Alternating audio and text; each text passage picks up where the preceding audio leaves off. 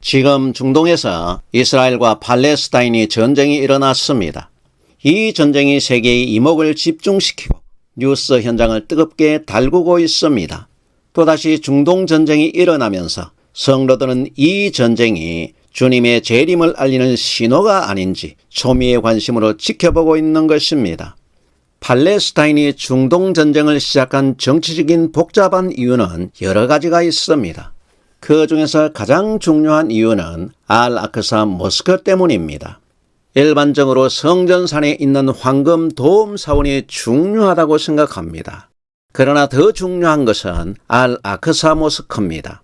황금 도움 사원 남쪽에 있는 알-아크사 모스크는 무슬림의 창시자 모하메드가 이곳에서 성천한 곳이라고 믿는 무슬림의 성지입니다. 알-아크사 모스크가 있는 자리는 아브라함이 이삭을 번제물로 드렸던 모리아산 정상입니다. 유대인들은 이 모리아산에서 아브라함이 이삭을 번제로 드렸다고 믿고, 무슬림은 아브라함이 장자 이스마엘을 번제로 드렸다고 믿는 곳입니다. 그래서 이곳은 유대인이나 무슬림이나 순교를 하더라도 지켜야 하는 곳이라고 생각하는 것입니다. 예루살렘 성전산에 있는 바위 덩어리 한 조각을 두고 성지라는 명분으로 피 흘리는 처절한 전쟁을 벌이고 있는 것입니다. 유대인들도 아브라함이 번제를 드렸고 솔로몬이 성전을 지었던 알-아크사 모스크가 있는 장소는 양보할 수 없는 중요한 곳인 것입니다. 이곳의 제1성전은 BC 957년경 솔로몬이 지었고 제2성전은 스룹바벨이 이곳에 성전을 건축했습니다. 이 스룹바벨 성전을 헤롯이 46년 동안 유대인들을 위해서 증축해 주었습니다. 그러나 헤롯이 지은 이 성전은 AD 70년 로마의 티도 장군에 의해서 완전히 파괴되었습니다. 바벨론에서 들어온 유대인들이 주변 열국들의 반대를 무릅쓰고 스룹바벨이 성전을 지었던 것처럼 이스라엘은 2000년 만에 예루살렘에 돌아왔고 시온주의 랍비들은 이곳에 다시 제2의 스룹바벨 성전을 지어야 한다고 주장하는 것입니다. 이 성전산의 사원들은 누가 지었는지 역사적으로 정확한 기록은 없습니다. 미신적인 신화와 이론만 분분할 뿐입니다. 그러나 무슬림 왕조가 지은 것은 분명합니다. 이 성전산의 사원은 요르단이 관리하고 있었습니다. 그러나 1967년에 이스라엘이 3차 중동전쟁에서 승리하고 이스라엘과 요르단은 모스크를 와크프라는 무슬림 종교재단이 관리하기로 합의를 하고 1994년 평화협정을 체결했습니다.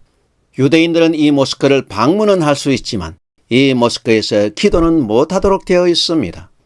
그래서 유대인들은 성전에 들어가서 기도할 수 없기 때문에 황금 도움 사원 바깥 벽 앞에 모여서 사원을 바라보면서 통곡하며 기도하는 것입니다. 그래서 붙여진 이름이 통곡의 벽입니다.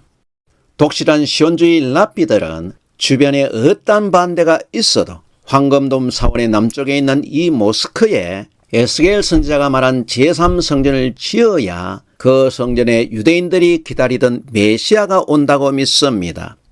그래서 유대인들은 제사장들을 준비했습니다. 그리고 거룩한 제물이 될 소도 준비했습니다. 곧 제3성전이 완성되면 메시아를 기다리는 제사를 드릴 수 있도록 준비하고 있는 것입니다. 또 기독교인들은 이 모스크에 제3성전이 지어지면 데살로니가 후서 2장에 있는 말씀대로 세계 총통이 되는 적그리스도가 이 성전에 나타난다고 믿습니다. 데살로니가 후서 2장에는 이렇게 기록이 되어져 있습니다. 2장 3절에 누가 아무렇게 하여도 너희가 미혹하지 말라. 먼저 배도하는 일이 있고 저 불법의 사람 곧 멸망의 아들이 나타나기 전에는 이러지 아니하리니 저는 대적하는 자라 범사에 일컫는 하나님이나 숭배함을 받는 자 위에 뛰어나 자존하여 하나님 성전에 앉아 자기를 보여 하나님이라 하느니라 라고 기록하고 있습니다.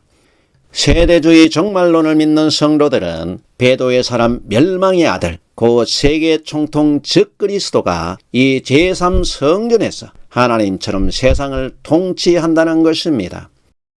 세계 총통 적그리스도가 통치하면서 7년 환란이 오고 적그리스도는 사람들에게 666의 짐승의 표를 받게 한다는 것입니다. 그래서 7년 환란의 마지막에 아마겟돈 전쟁과 함께 이사야 34장에 나오는 하나님의 심판이 시작된다고 말합니다. 이사야 34장 6절 말씀부터 보면 여호와의 칼의 피 곧 어린 양과 염소의 피에 만족하고 기름 곧 순양의 콩팥 기름에 윤택하니 이는 여호와께서 보스라에서 희생을 내시며 에돔 땅에서 큰 살육을 행하심이라. 들소와 송아지와 수소가 한 가지로 도살장에 내려가니 그들의 땅이 피에 취하며 흙이 기름으로 윤택하리라. 이것은 여호와의 보수할 날이요 시온의 송사를 위하여 신원하실 해라 라고 기록하고 있습니다.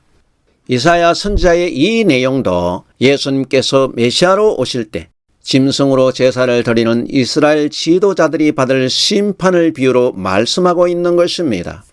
그러나 외형적으로 정작 이스라엘 땅에 이런 일은 일어나지 않았습니다. 도리어 심판주로 오신 메시아가 힘없이 십자가에 죽었습니다. 그래서 제자들도 예수님이 이스라엘을 구원할 메시아로 믿고 따랐다가 실망하고 모두 뿔뿔이 흩어진 것입니다. 그러나 예수님은 자기 피로 세상을 심판하시고 십자가로 승리하셨다고 바울은 말씀하고 있습니다.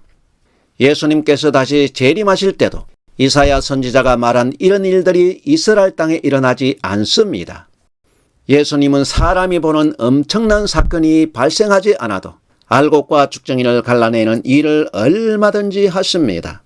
백투더 예루살렘을 외치고 예수님께서 감람산에 재림한다고 말하면서 예루살렘과 이스라엘을 성지로 여기도록 제3성전으로 신앙의 흥행을 만들려고 하는 자들은 교회에서 장사를 하는 장사꾼들입니다. 이런 것은 바티칸의 사주를 받은 세대주의자들의 말을 현대판 바알 선지자들과 음녀 이세벨이 추종하게 만드는 것입니다. 바울이 말하는 멸망의 아들이 세계 유럽 총통입니까? 유럽 총통이 세계 총통이 되고 이 총통이 성도들을 지배하기 위해서 제3성전에 들어가는 날은 주님이 오시는 날까지 일어나지 않습니다. 세계 총통인 적그리스도 교황이 세계에서 가장 화려하고 잘 지어진 바티칸 성당에서 지금도 교회 지도자들을 타락시키고 있습니다. 예루살렘의 제3성전을 아무리 잘 지어도 로마 바티칸 성전보다 잘 지을 수는 없을 것입니다. 계시록에서 세대주의 해석의 뿌리가 되는 미래주의 해석법이 어디에서 나왔습니까? 미래주의 해석 신학은 교황이 적그리스도라는 종교 개혁자들의 집요한 지적을 가리기 위해서 교황의 명을 받고 스페인의 예수의 신학자 리베로가 적그리스도는 미래에 일어날 한 사람이라는 미래주의 해석을 1585년에 만들어낸 것입니다. 로마 교황이 적그리스도라고 주장하는 영국 성공회 교회의 반대를 무마하기 위해서 천주교의 사주를 받은 영국 옥스퍼드 대학 교수들이 리베라의 미래주의 해석을 가지고 와서 가르쳤습니다. 이 영향을 받은 스코필드가 세대주의 성경 주석을 쓰면서 세계로 퍼져나갔던 것이 세대주의입니다.